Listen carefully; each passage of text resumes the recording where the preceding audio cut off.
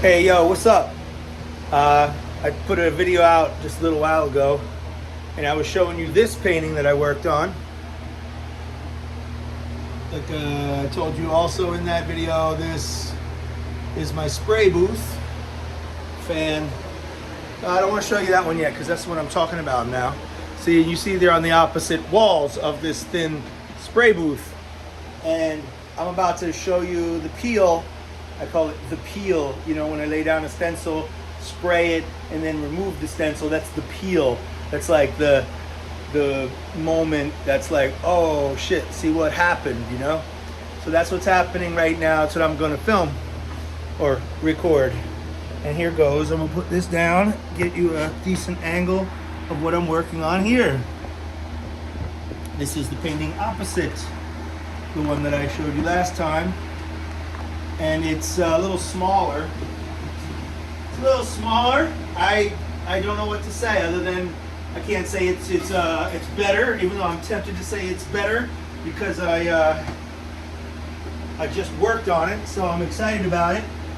But it's just different.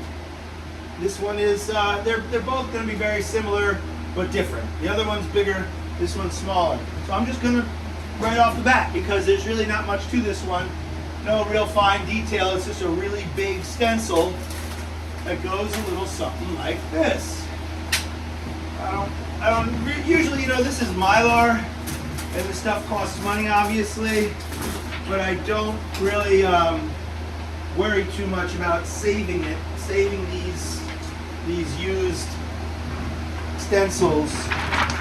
They're just, you know, I don't know, one time is enough. I mean, I suppose I could reuse them, but there you see we got the big Ohm symbol, but that's not it because first thing I did was I put some tape down, and this is some what they call I don't know, seam tape for like some floorboarding or ram boarding, or you know, the stuff that you put on the floor when you paint. The tough kind of industrial paper that protects the floor. And so I like this stuff because it's 3-inch wide tape, and I use it for stenciling a lot. And in this case, I just use it straight because it's wide tape. This is a big piece. I also didn't cut it. I didn't cut the tape, I just ripped it because sometimes that type of process is more appropriate when you aren't worried about fine detail and you get these sort of accidental overlayings. This tape is kind of sticky, so it does remove a little paint like right here, but that's fine. That's incidental. It's no big deal. It's actually going to enhance the look of the painting. You see this? It took off a little bit of oil paint right here. Not a big deal, you know? Totally not.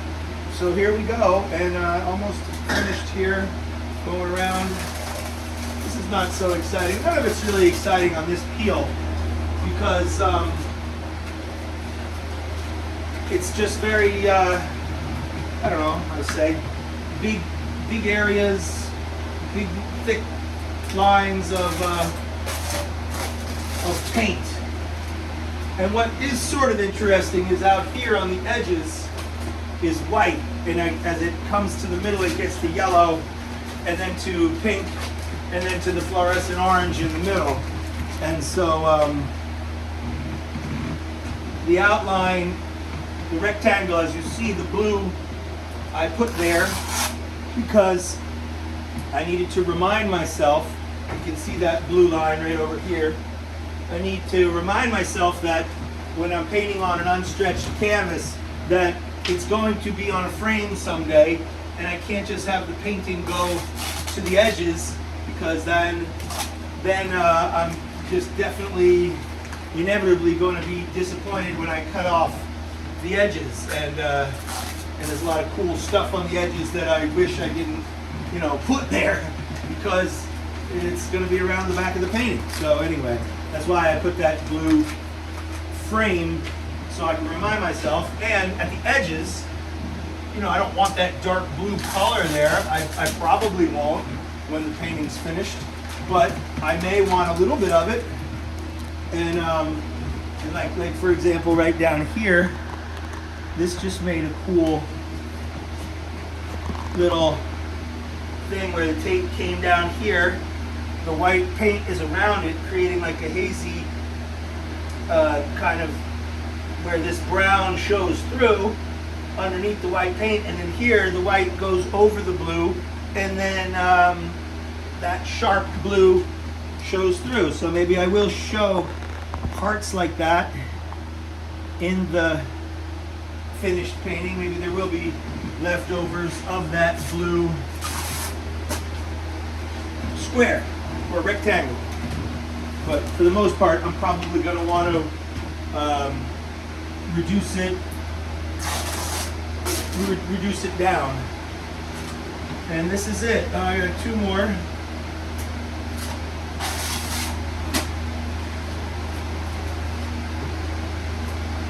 And here it is. That's the last one. So basically, as you know, wow, so simple. I'm creating this sort of beaming, you know, lights of color, beam out. And now I'm gonna come in. Maybe I'll just come in with more stencils next, because I like going heavy with the stencils, and then coming back with the line. So, and the Om symbol, it is what the whole thing is all about, obviously. However, art people might find the Om symbol much too cliche because it's been stomped out by, you know, new age type spiritual type stuff.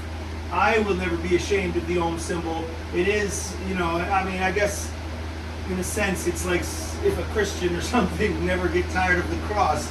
But this is, I think, you know, this is the language that I understand. And yeah, so I'm not gonna, what I'm trying to say is, I'm not gonna shove it in your face. It's not gonna be the first thing you see, but it's going to be there nonetheless, and you're going to realize it as you look at the painting. Gee, isn't that an analogy? So just like in life, we live our lives, we go day to day, we go to work, we have our family and friends and whatever other activities we engage in, and whatever experiences we have. We don't necessarily think of the eternal, the timeless, the spaceless. We don't think that's what we are until we really, you know, study it, or, you know, get involved in spiritual practices and whatnot, and then we can kind of realize it. So I guess in the painting it's sort of like a mini exercise in that. It's not a game, it's not a like a Where's Waldo kind of thing, like, oh, there's the Om, but I do kind of blend it in to the painting, so it's not just boom, here it is. I mean, in some places it is boom, here it is, but for the most part it's integrated, just like you know, everything that we see.